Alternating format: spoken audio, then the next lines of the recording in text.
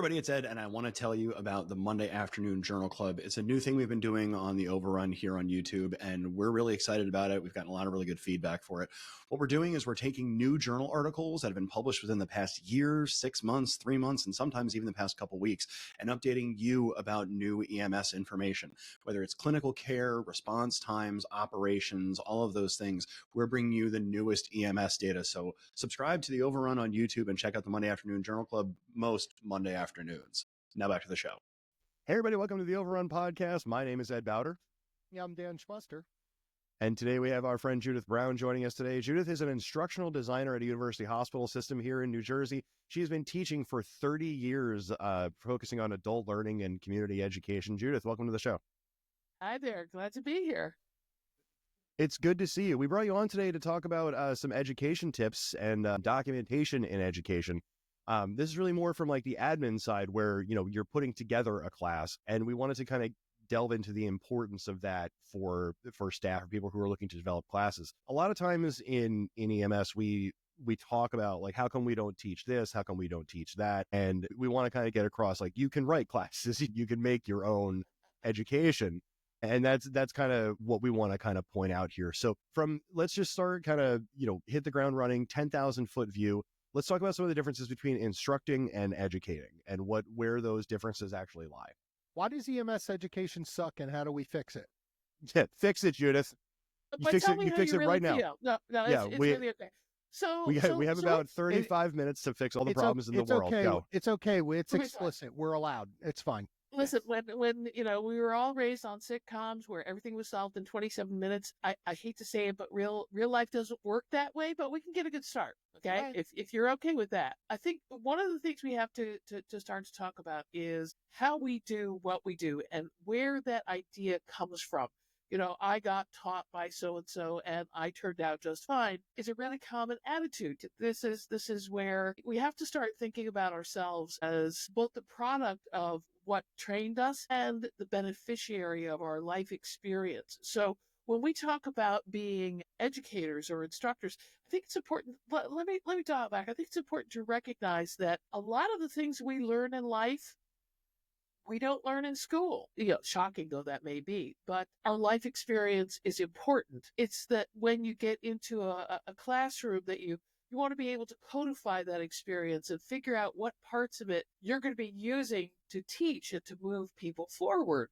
And if you're like a lot of EMS instructors, you know, and somewhere along the line, you decided that you'd teach a class and that would be okay, and somebody handed you a text, a slide deck, and say, hey, good luck, you test on Tuesday, and that's all you got. So many instructors walk into the field without a lot of teaching about teaching. Nobody shows them how to make their life experience apply in a classroom.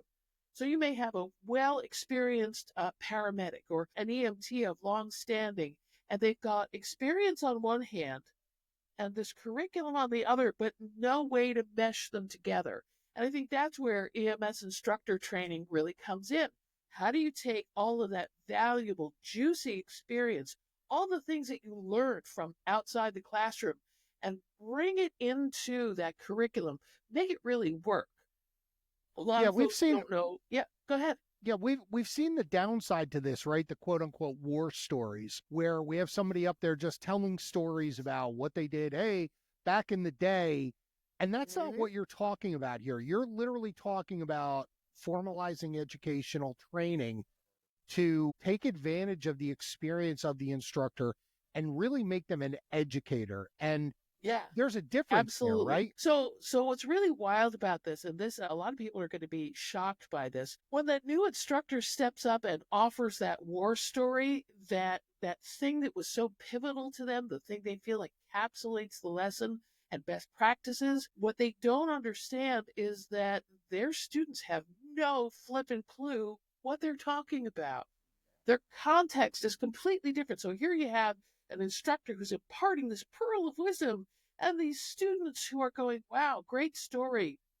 Don't know what it means. Don't know where I'm going to put that into my practice. I don't know how it's going to help me pass the test, get ahead, organize my practice, anything like that. But the instructor is obviously having a good time. So we're going to do what all students always do. You nod and smile. I call that bobbleheading, right? Oh, yeah. And the instructor feels there's some sort of satisfaction that comes from this, like, this landed.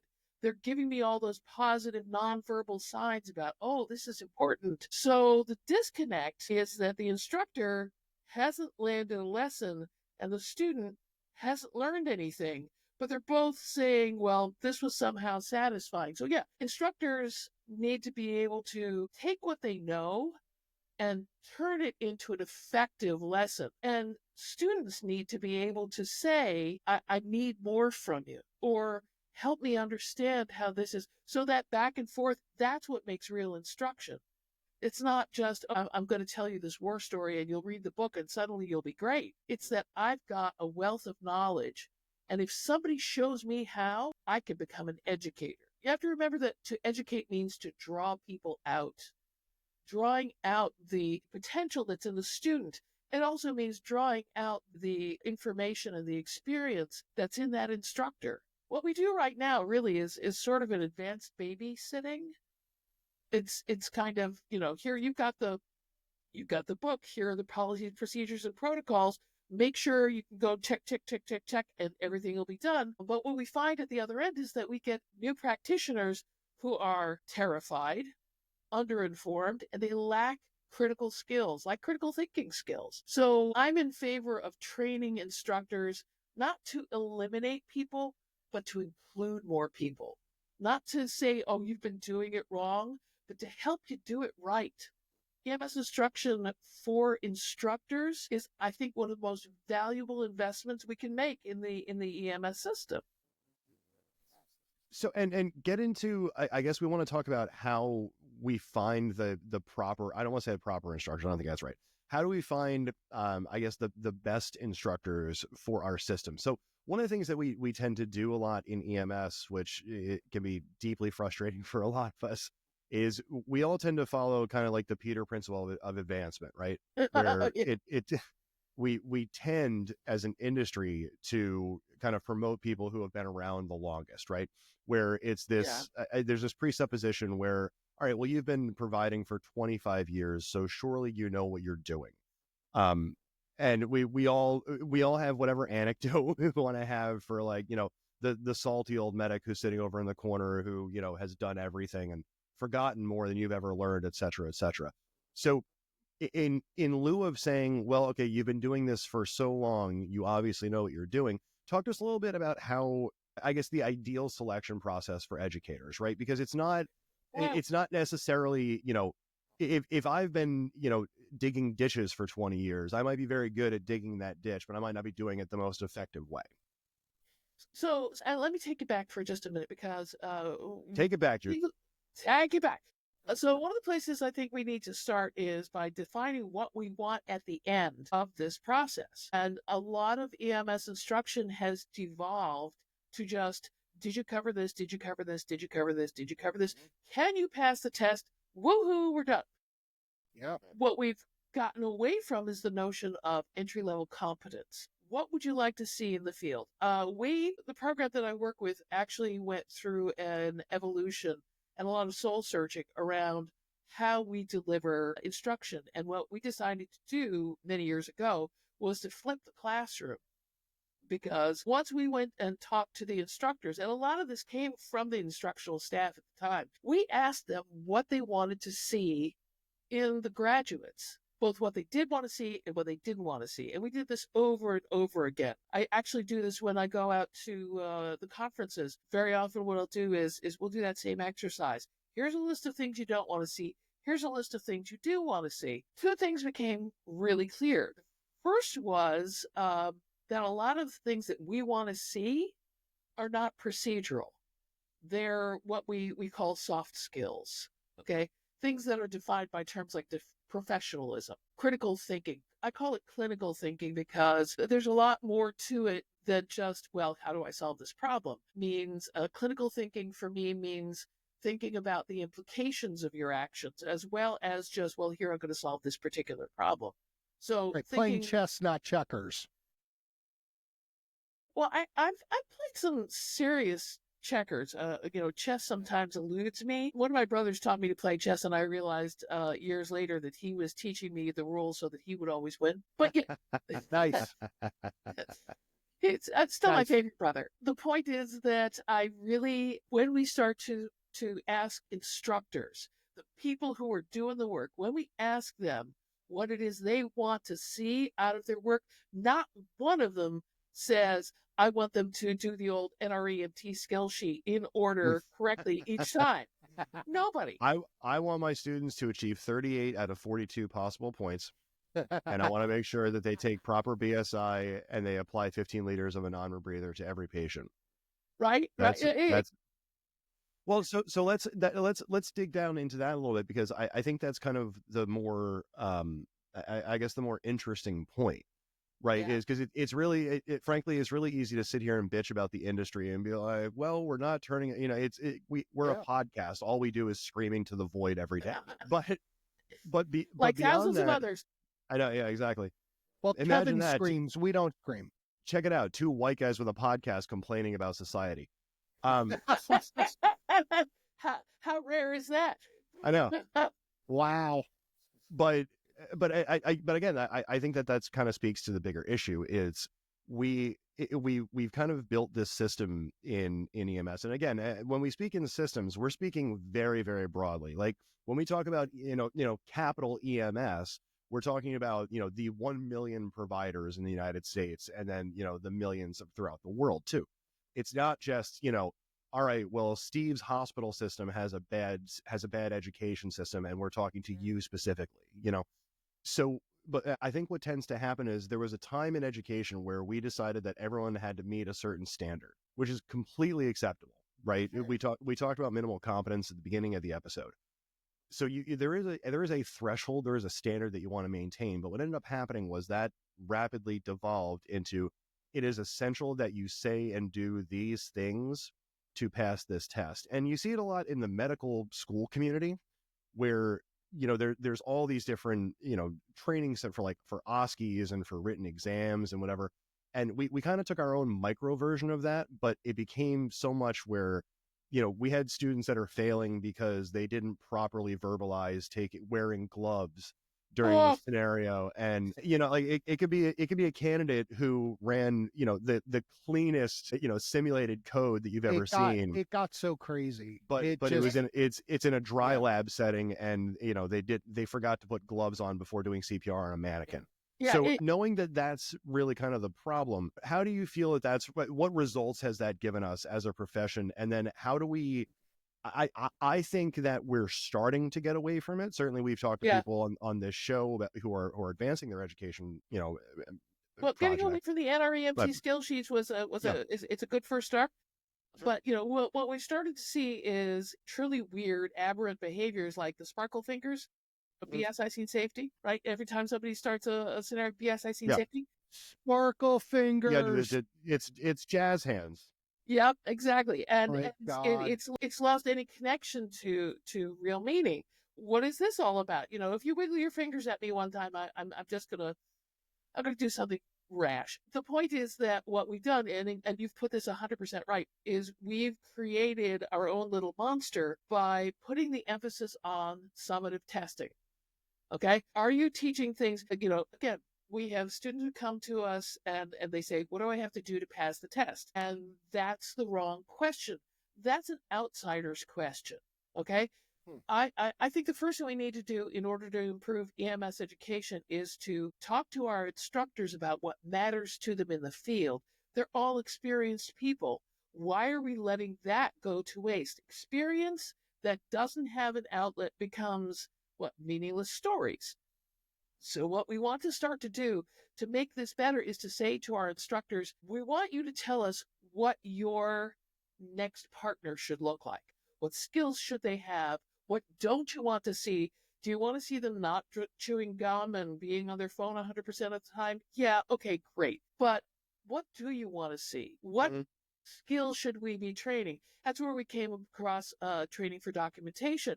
It is a single most common activity in all of EMS. I don't care how many times you've done CPR, you are going to do paperwork even if you don't see a patient some days. Yet we spend no time at all in giving people practice in doing this critical but everyday skill. We assume that people are going to teach them in the field. Well, guess what? The people in the field aren't instructors, and they don't have those standards at hand that we have. So maybe they have internal standards, but maybe those aren't the same as state standards, or maybe there are institutionalized bad habits that we just pass down generation after generation. Let's stop. Let's stop right there and talk to the instructors and find out the way that we did what it is they want to see in the field, as if this person was going to ride with them or pick up a family member. And I'll tell you what. Just to be, I love that. Just to be clear on this too, we're not suggesting putting together 140 hours on documentation. What we're talking about is that there's currently 0, and perhaps 1 hour would be sufficient. But I think you're right, and there's been a lot of problems kind of with the willful contraction of EMS education, right? Where it's kind of the dumbing down of America, but for EMS. Well, no, and again, it's that standardization, but then also there's, we're kind of capping our own timelines, right? Like, well, we can't have a class that's longer than 160 hours. We can't have a class that's longer than 220 hours. I think that's killing the profession. That's absolutely destroying the profession. Because it's not showing that we're advancing anything, and we're not showing that, hey, there's things that are important, and this is important, and consequently, the education is important. We're still trying to do the same thing from 30 years ago, but think about what medicine has done in the past 30. Go watch an episode of ER. Go watch The Pit. You're going to see completely different stuff. Right. Helicopter blades remove arms just as effectively in Pittsburgh. Only when you put your arm up like that.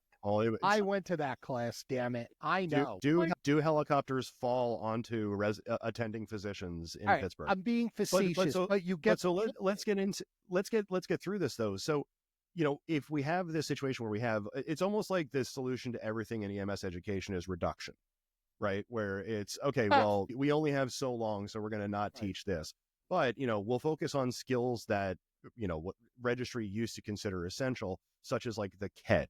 Right. Really like low use, low acuity type stuff. So how many EMTs do we fail for backboards? Right. So I guess the simple question is what is in your mind, what's your solution right now to, and I know I'm asking for a paper napkin answer. So let me give you the paper napkin answer, because I think I have it. The paper napkin answer is that we have to go back to get what we need, not what the regulation states that we need. We have to go back and take our experience and then decide what it is we need for for new practitioners to have hip pocket.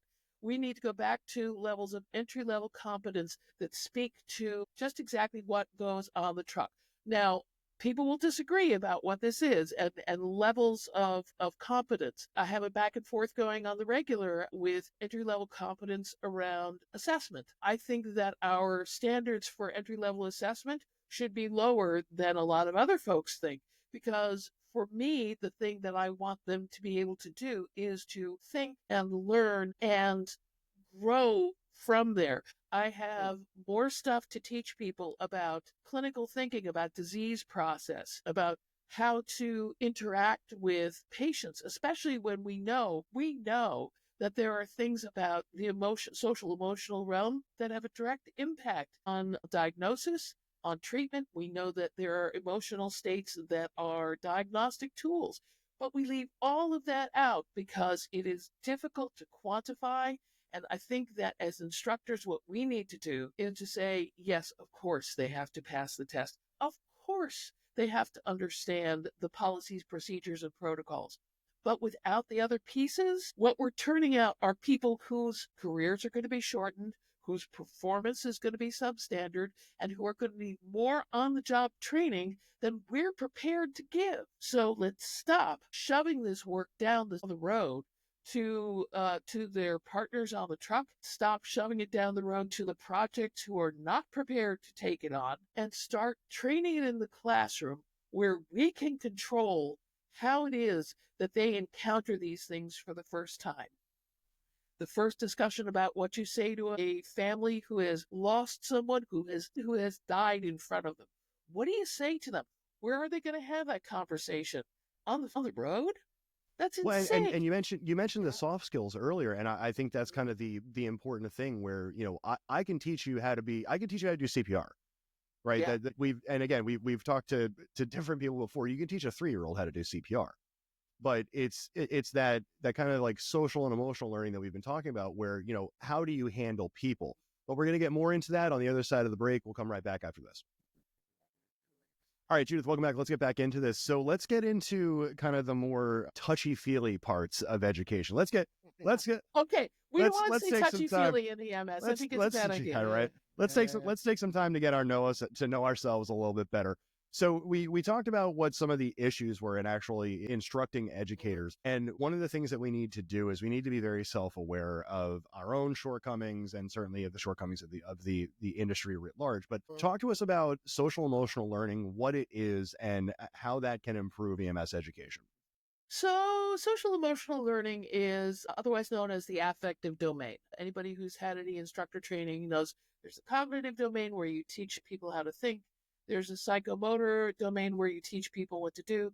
And then there's the affective domain, which deals with emotions, social interactions, core beliefs, all that sort of stuff. And people tend to run away from that because it feels gritty. It feels like it's forbidden territory. I've actually had people tell me that we shouldn't be teaching people about values because that was their parents' job. At which point I have to repress a lot of feelings, because if we don't teach people about values in new situations, if we don't teach people about professional values, then we're at the mercy of whatever they've learned. Right. So if you were a deli slicer in your last profession, then what do you know about ethical human I don't need to learn interaction? about how to slice meat. I've had a sandwich before. Well, don't put your thumb on the scale.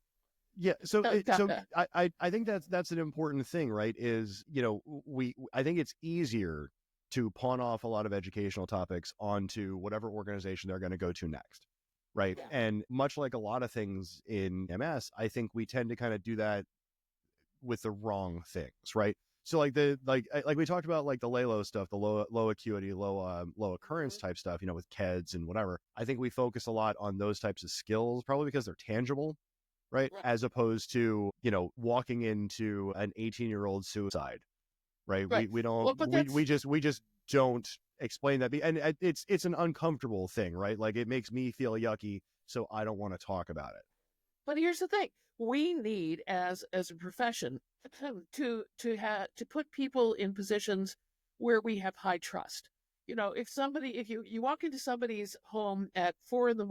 and their wallet is sitting on the nightstand because they weren't planning on having a heart attack or a diabetic emergency, we need to be able to send in a crew. It wasn't on my schedule for the day. It didn't fit my timeline. That was supposed, right? You know, I'm 10 years early. But, you know, we need to be able to send in a crew where we can have high confidence that the wallet will still be there. We have to have high confidence that they are going to behave ethically in terms of our profession. And if nobody can teach them what those ethics are like except us. So pushing it down the road for the next guy doesn't guarantee that it's actually going to get done. Here we have the perfect opportunity to impart those values. When we talk about professionalism, again, you know, there's our deli slicer.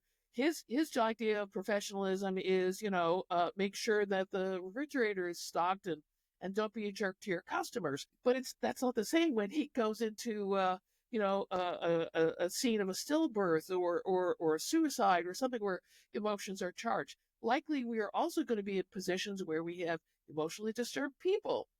How are we going to send somebody in who doesn't know how to react appropriately and not trigger a situation, make it more dangerous or more difficult? We have that opportunity. So if we're shirking off the affective domain for somebody else to figure out, then what we're doing is we're writing a script for failure for our students. And as experienced providers, we have knowledge that nobody else has. So why are we not including that? We're really missing an opportunity if we're not doing this, because the indoctrination phase is where you can impart the ethos and the culture and the belief system of the profession. If you're not doing that, you got a problem, because you're not going to get that. Yeah, or you might get absolutely. the wrong message. Yeah. Well, and talk about the wrong message. We all know that EMTs can be pretty salty bunch. So you put What? No, not at all. We're all highly professional and well trained individuals. Sure. Very emotionally balanced, Sure. that sort of Yeah, thing. that makes you know? total Yeah, sense. exactly. Yeah. Yep. But along with police officers, we see things that nobody else does. So how do we learn to talk about that for our own good? Yeah. You know, when you walk into the 18-year-olds, it's got an impact. This is a conversation that I think we've had both on air and off air, where one of the most important things that we can kind of at least consider when we're teaching new people coming into the industry is there's something that is against, I want to say, the typical human condition that we experience, where the average person probably sees 6 to 10 dead bodies in their lifetime. And we might see that. I mean, Danny, you and I have seen that in a bad shift, you know, and that takes a toll on people. And without giving people like the tools to handle that is how we have a lot of, you know, the self-medicating and all that other stuff that we've talked about a million times. Judyth, I want to get into this Bloom's taxonomy because I'm not sure that people are comfortable with it. Maybe some people have not heard of it. So let's talk a little bit about Bloom's taxonomy. It's up on the screen here. So I'm going to bridge again from the affective domain into that practical business of teaching. And I think very often instructors are thrown into the field of EMS instruction without an understanding of how people learn. And in that social emotional learning, people go through different phases as they learn. So initially, we introduce things to them, we cover things, and that's that first level. So we want people to remember them. That initial phase is where a lot of EMS education stops. You just have to remember it. And the remember phase, again, you know, the viewers can see it on the screen. It is the base level, right? This is memorization, right? This is, all right, ABC, that's what I have to do. This is just rote memorization. And it's important that I want to point out that this is at the bottom. This is the entry level in Bloom's, which is you go from knowing nothing, tabula rasa, to now you remember some things that you were taught 10 minutes ago. Like this Guys, is the bar doesn't get lower. Right. This is the bar. Remembering is the minimum. You are here, ground level. Let me inform you. Yeah. This is it. And of course, you know, sometimes the student's reaction is, what? You know, they think that this is, and again, for students who are used to passive learning, where the instructor is the source of all knowledge, it feeds them everything they know, and you know that the standard of learning for a lot of K through 12 education is passive. I'm going to tell you all the things you need to know, and you have to remember them all so you can pass the test. That makes you good, right? And it takes a while for people to go, you mean I have to do something with this? So I've got an interesting point here as I'm looking at this pyramid. If we're looking at the lowest level is remember, but we expect EMTs and paramedics to analyze and evaluate. What's the problem, Judyth? It's the jump over effect. Here's the thing, and I've seen this over and over again, and not just in EMS education.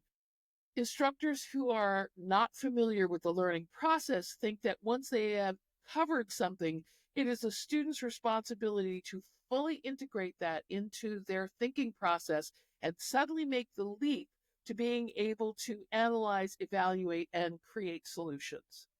All of that stuff in between, they wash their hands of. So if the student remembers but doesn't know anything else, that's the student's problem as far as the instructor is concerned, because all they've been told is that their job is to cover they didn't study enough. Right. So when it's a failure on the student's part, it's really a failure on the instructor's part. It's a failure on the instructional system, because what we don't teach instructors is that they are the guide. They're not the guy standing on the stage spouting this once and the students will magically remember it. I don't know about you, but if you tell me something once, I will guaranteed forget it. Guaranteed. It's that there's that old saying, it's like show me and I'll see, teach me and I'll understand, like that kind of stuff, where it's and this is, I think, that seeing it formalized in a pyramid like this, I think, can be intimidating for a lot of people, because, and especially like, as we're producing this episode, you and I went through a couple different examples that were very word dense, was the word, the phrasing you used. That's right. But this is how it works simply for pretty much everything, right? It's if you've never been exposed to anything, you're not going to remember it. If you don't understand why something happens, then again, you're not going to be able to do anything for it. So the example, I think, for whether you want to take it for education or for medicine, congestive heart failure is a great kind of teaching tool using this model here, where, you remember that congestive heart failure, it's a heart problem, right? Maybe you only remember that, but then you understand that, the damage to the myocardium causes fluid back up into the lungs and into the body. Knowing that, you can apply that where, all right, now we have to give diuretics and nitrates to reduce that preload. Then you reanalyze what happened with that patient and how they got better. And as the patient is being dynamic, that's where you create those solutions. This is something that the reason I want to point it out that way is not to be redundant, but this is something that we do as providers and as clinicians every day, perhaps without realizing it. And it's taking that moment to break it down where, I've been doing this for 20 years and I understand how heart attacks work. How come you as a student who've been doing this for 4 weeks don't? Yeah, absolutely. Yeah. And here's where it becomes interesting, is that when, as instructors, we start with that baseline as our primary obligation, we don't get people to where they need to be in order to make the rest of this pyramid work. That process of covering material more than once, of bringing students into problem solving, all of that sort of thing, that process, first of all, this looks intimidating as hell. What do you mean I'm starting with remember and I'm supposed to get all the way to the top? No.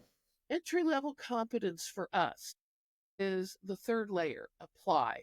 Right. So if you bring people from the rote memorization to an understanding of the mechanism, to the ability to problem solve and apply what they've learned, you have brought them pretty much as far as they need to get in order to be able to further development into those Right. higher levels of thinking.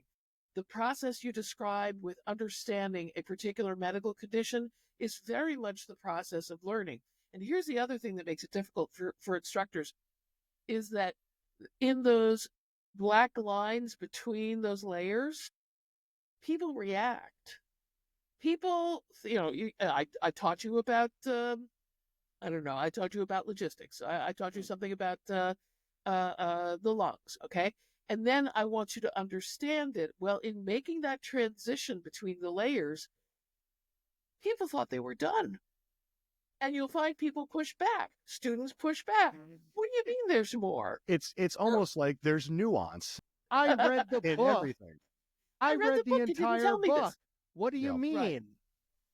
Well, and this Right. also kind of dives into another tool that we've talked about again a lot, is the Dunning-Kruger effect, right? Where Yeah. you'll have people who are very, very confident in their ignorance, and again, at some point, I'm sure the individual has to be accountable for that, but you don't know what you don't know, and if you're an instructor that hasn't taken the time to keep up with data or with education, and don't get me wrong, it's hard. I mean, Danny and I have been doing this show for 7 years now. It's difficult to stay up with things. Like just finding papers can be hard. Just finding the right place for it. So when we're talking about all this stuff, I think it's a change getting away from more regimented education to, I think sometimes this has come across as like more coddling, and certainly that's not what it's supposed to be, right? I do want to get in. But we have to start embracing quality over quantity. Absolutely. Yes. It doesn't matter that you sat in a room for 2 hours. It matters what you digested. And we need to get away from this, old-fashioned ideal of, well, I was sitting in a class for 4 hours, therefore I should get 4 hours of training. And Yeah. it's no, Right. if you can we need to really revamp how education's looked at in EMS and look And toward that, what the quality of it is as opposed to how long it is.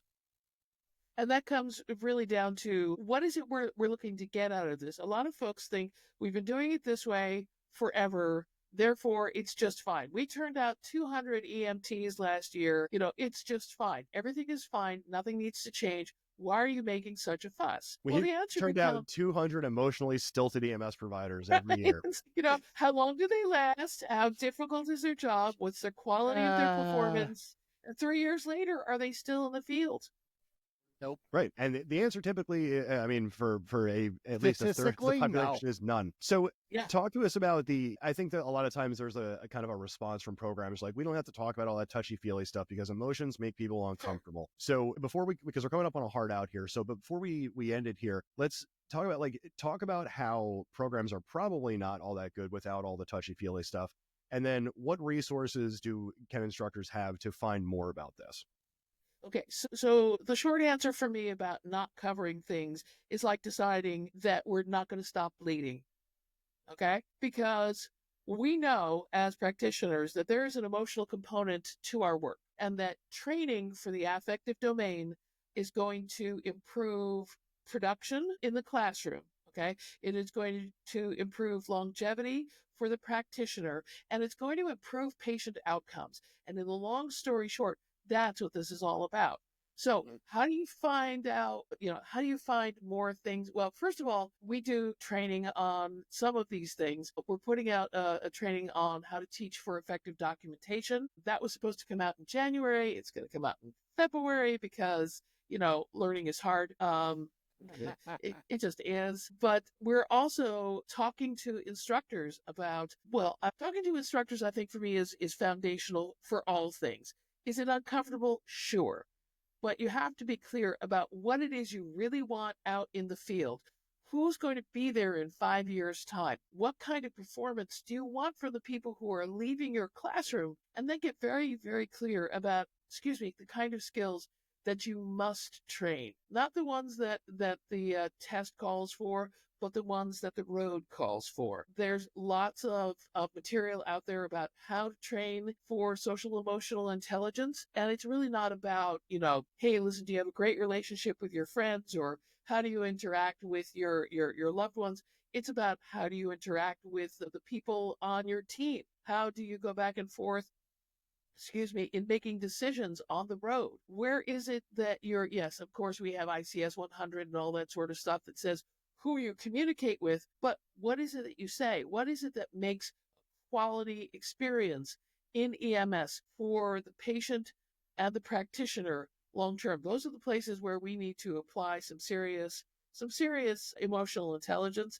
And when it comes down to how do we make the learning experience more effective, for me, it's a matter of, like I said, we went with the flipped classroom, and we went with it because it gave us time to address the skills that are necessary on the road and not just get stuck lecturing from the book. That part, students can do on their own time.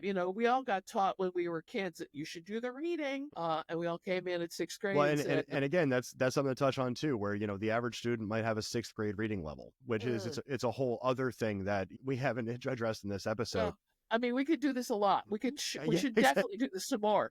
We got all day to do this, but Oh yeah, Judyth Brown from A&J Education. We're going to be doing some work with A&J throughout the year, so be on the lookout for a lot more exciting stuff coming out with from the Overrun and A&J. Danny, give me some last words on all this. This was great. I love hearing Judyth's ideas on education. What's our last word here before we get out of here? So the last word is education has to change. It has to evolve. We can't keep doing what we've done 20, 30, 40 years ago and expect it to work in this modern era. We also can't expect the old school ways of dealing with social emotional learning to fit into today's problems. And if we want providers to be looking at this as a career, if we want them to develop and grow in EMS, we have to protect them. We have to arm them with the knowledge that they need. We have to stop teaching the silly rote things that we don't need them to know. And we have to just look at things as it's changing, and we have to change with it. I think COVID taught us a lot of lessons. We're still learning them. We're still growing through them. But if you're doing it the same old way, or you're doing it the way you've done for years, you have to look at it, because you're not doing your students a service, and indirectly, you're not doing your patients a service. So we have to adopt these things because it's important. Yeah, and doing what you're doing, you're going to get less than what you got.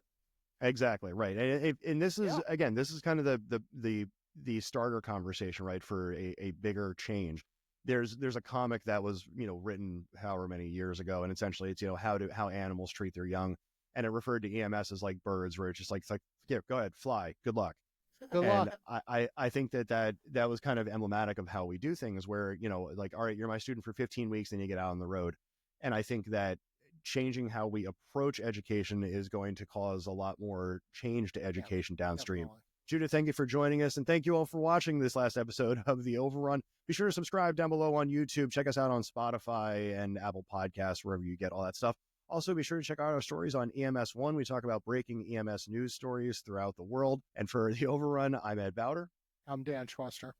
And we will talk to you all next time.